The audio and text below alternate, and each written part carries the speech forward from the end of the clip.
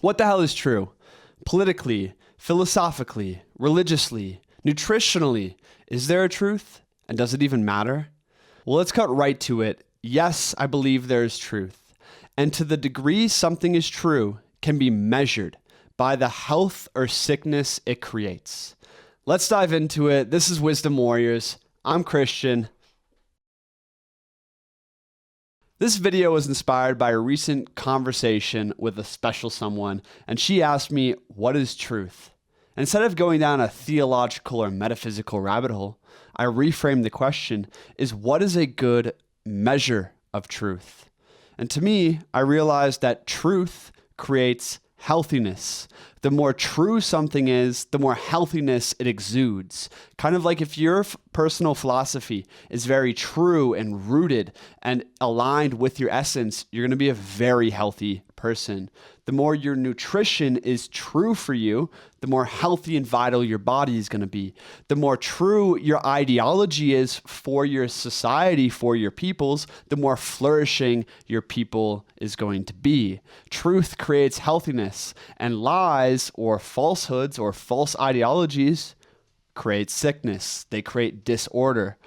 And it's crazy to me is that we live in the most scientific era ever.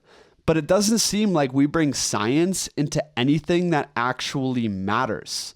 In the sense of we have experts, the media and academics pushing all manner of nonsense, while individuals grow more sick, while our bodies deteriorate, while community is devastated, and the government increasingly seems to be running on agendas that don't serve the greater whole or the greater interest. All of this is evidence of great sickness, of great lies that have infiltrated society, when science should be about finding the truth. And we can see, and we're going to get to later in this video, how science has been manipulated to serve agendas. But ultimately, we have lost the idea of truth as a society, and we are no longer looking for our personal highest truth and our collective highest truth. Everyone is off on their own fantastical journey into, never ever land. We have absolute mass confusion, and people just go into the scrapping ring with their dogmas, with their ideologies, with their beliefs without ever actually testing them. And I think this is because we love to hold on to things that make us suffer. Like we like to hold on to addictions and fight for them. We like to hold on to ideas that feel good, but don't actually work in reality. And we lack the humility and this irrational, reasoning to actually test our ideas. Hence, 99% of people are dead wrong, are just dead wrong. Friedrich Nietzsche, one of my favorite philosophers, predicted this era of mass confusion and decadence. And in the late 1800s, he wrote, I call an animal, a species, an individual corrupt when it loses its instincts, when it chooses, when it prefers things that will harm it. And I think this is an exact reflection of what is happening today. The problem is we don't understand what healthiness looks like anymore. We don't understand what healthiness feels like anymore. So we continue on in error. And worst of all, we measure the wrong things and don't adapt. Let's look at this when it comes to nutrition and our physical bodies. I was eating a vegetarian vegan diet for over 7 years. And in that time, I noticed my health and energy start to go down. I was having chronic insomnia, chronic fatigue, digestive issues, and I was attributing it to all these other things except what I was eating, as humans do. We like to rationalize our patterns. But then I switched to eating mostly meat and fruit. I just ran a radical experiment in my life, as I like to do. And after that switch in my diet, my energy levels probably doubled. And most importantly, and most concretely, in the weight room, I PR'd or got a personal record in every single lift, every single week, for months straight, and it just keeps going up. It's like everything I eat is being turned instantly into muscle and energy. Now, what's interesting here is that truth, when it comes to diet, doesn't really care about your morality. It doesn't really care about what you think in your mind. Try different diets, and if something works, it's going to make you feel better. It's going to make you feel healthier. And yeah, your diet might be different from my ideal diet, but we have to agree that, is there an ideal healthiness within the body? I would say yes. And healthiness to me is energy flow plus harmony. When you max out energy flow and harmony in the body, you get the ideal body. And the crazy thing is, this can be measured. And this is what most nutritionists and health professionals are dropping the ball on. They're measuring and comparing to the wrong things. You see, if you only measured testosterone and hormone balance within the body, you would have the number one and key indicator for understanding the natural state of healthy life. You see, it's impossible to be in a state of health if you have high cortisol or low testosterone. The hormones instantly change based off the state of distress in your physical body. And on top of that, we should measure metabolic rate as well as ATP or mitochondria function within the cells, because these control energy levels. When we have a higher metabolism and a stronger metabolism combined with healthy function within the mitochondria, we have clean energy production and clean energy flow. When you measure energy flow plus harmony or the hormone balance, you are measuring the actual indicators that build the body and produce energy. Hormones themselves are what turn a baby ape into a silverback gorilla on a diet of leaves. Hormones are literally magical within the body, and yet these are a secondary test if they're tested at all, when in fact things like testosterone, progesterone, estrogen, cortisol, these are the first indicators to tell you if something is off or if something is true for the body. One example of how we measure the wrong things and in fact use science to serve agendas rather than truth is Cheerios. On your average Cheerio box, it's going to say proven to help lower cholesterol or certified by the American Heart Association. And all of this implies that Cheerios are healthy. But in fact, these are highly processed units of basically poison that we serve to our kids for funsies. And this is just evidence that we are measuring the wrong things. And you can do this all over the place with science. Oh, like this drug helps you with X, Y, and Z, but they don't tell you that it's also going to make you gain weight, lower your metabolism, fuck up your hormones, and may cause death. It's like we are measuring the wrong things. And until we start measuring the correct things in the body, like the hormone balance, we're never going to really know how to adapt. We're going to have the wrong measurements, the wrong feedback to adapt with. Feedback plus adaptation is what we most need to create alignment with truth in our personal lives and in society.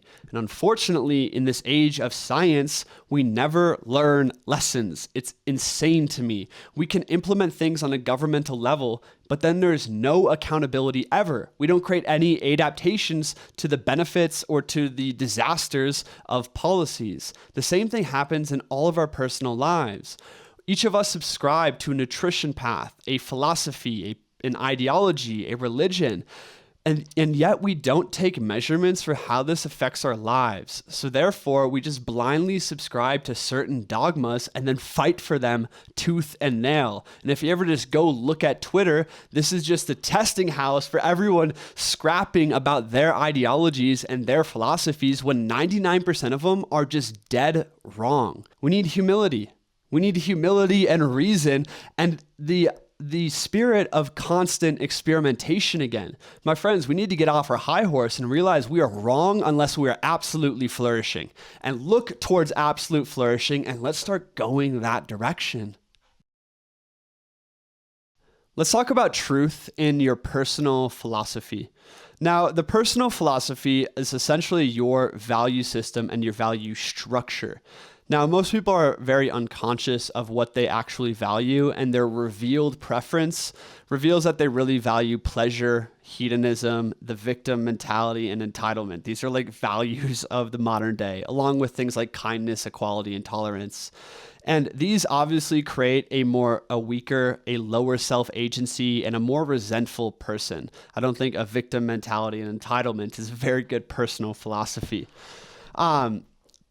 Different values can create different levels of energy and power within your life. Faith, for instance, is a very positive value that I've found in my life. And I don't really care what you have faith to or what you believe in, but having a relationship to a higher power, allows you to worry less. You don't need to control the whole world and control every aspect of your life. You can give up all those things to that higher power and simply do your best. And this creates more harmony in your mind and in your life. This is why faith makes people stronger. And this is actually a well-known, thing across history. There's many different values that are important, and maybe you hold a few of them near and dear to your heart. I think every person is unique. They have a unique essence. Therefore, they're going to have a unique value structure. But what I want to bring your attention to is the structure of your values. You see, if you have the wrong value at the top of your hierarchy, if you venerate the wrong ideal, your life is going to lack the power and potency and potential it could have.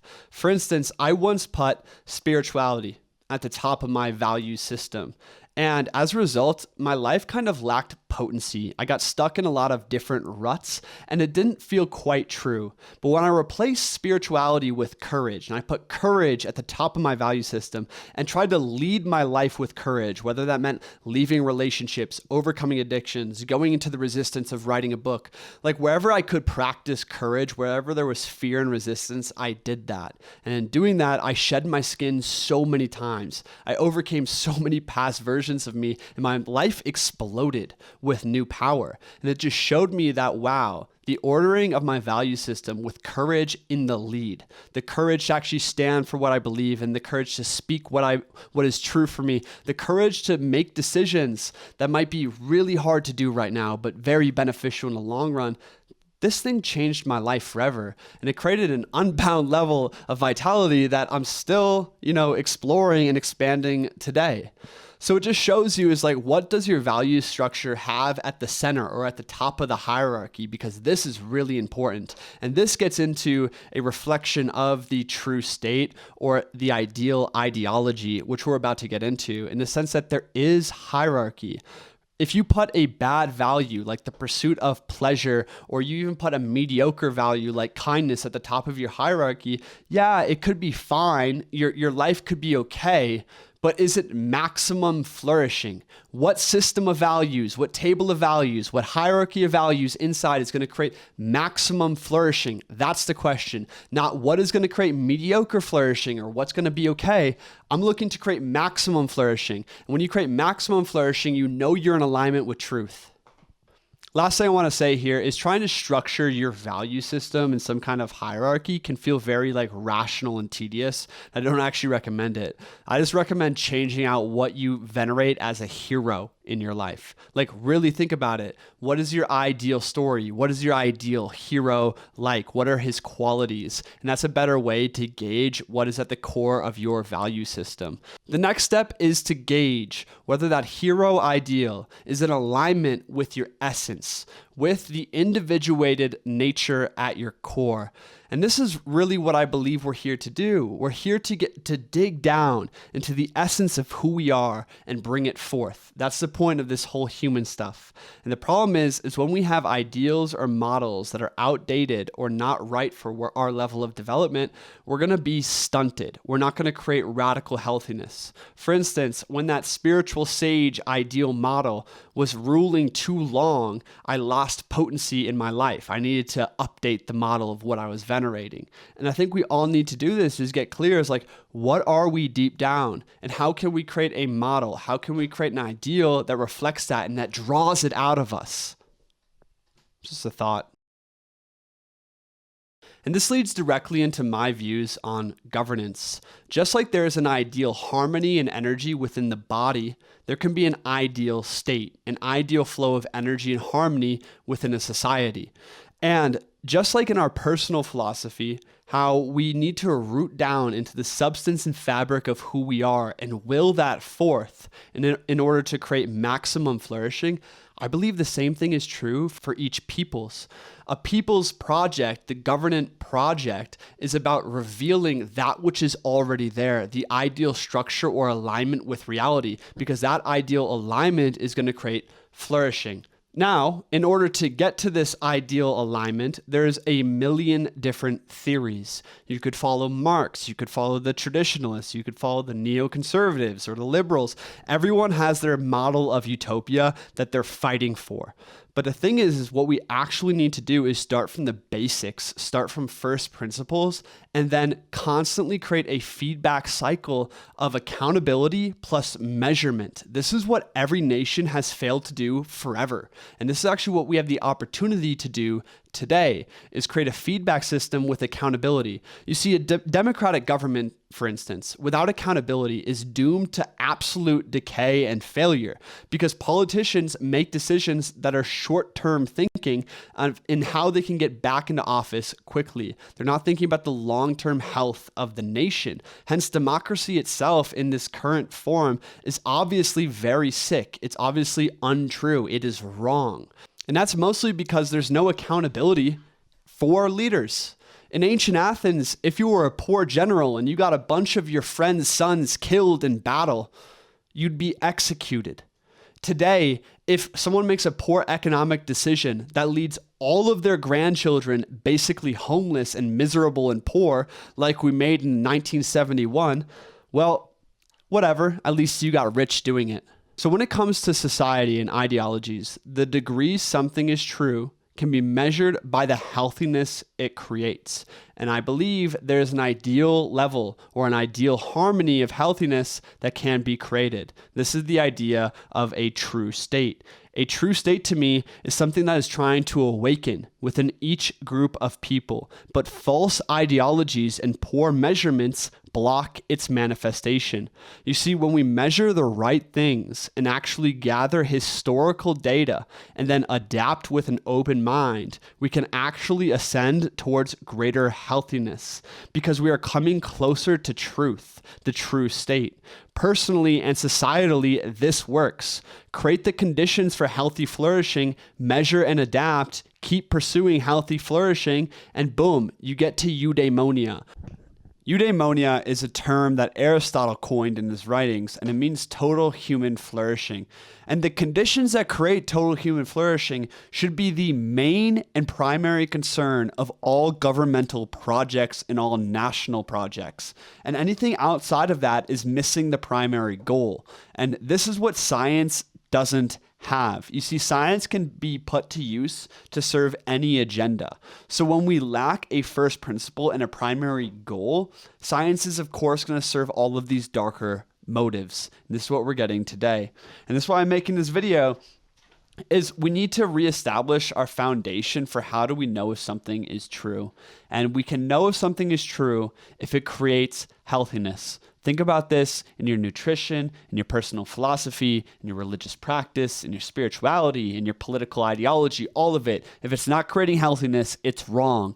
And the second reason I'm making this video is to push a specific piece of propaganda or maybe, a metaphysical worldview that I wholeheartedly believe in. And that is that truth is underlying all of reality. And the more that we can awaken and align with truth, the more healthiness we create. There is a true self, an essence to our nature rooted deep inside of us. And the more that we can awaken that true self and align our ego to be more comfy for that truth, right, the more flourishing we're going to create as a human being. Same thing could be said about a state, about ideological projects. It's not about projecting your fantasies onto reality. It's about carving down into what is already at the substance, at the fabric of existence, and revealing how that works through social organization. I think this is why studying the classics and studying high culture is so important when we are forming ideologies and we're forming political thought. And this is what most people don't do. If we go back to the founding fathers, they were all studying ancient Greek texts. They were studying the classical documents that founded Western civilization. We go back to all the high points in history and we see this revival of the classical material. In fact, the Renaissance is called the rebirth of the classic spirit, right?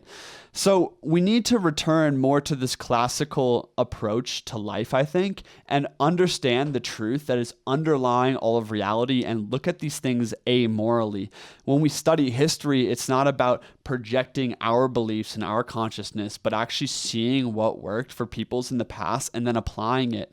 And when we apply these ideas on a political or ideological landscape, it's not about, just believing in them and having conviction. It's like, let's test this out. We need to come back to life with that spirit of constant experimentation again and apply the things that have worked historically. And I think from there, if we have that as our basis, and then we apply real accountability, measurements, and adaptation frameworks for how a state can actually evolve, this is how we can reveal the truth and align with truth and create eudaimonia, total human flourishing.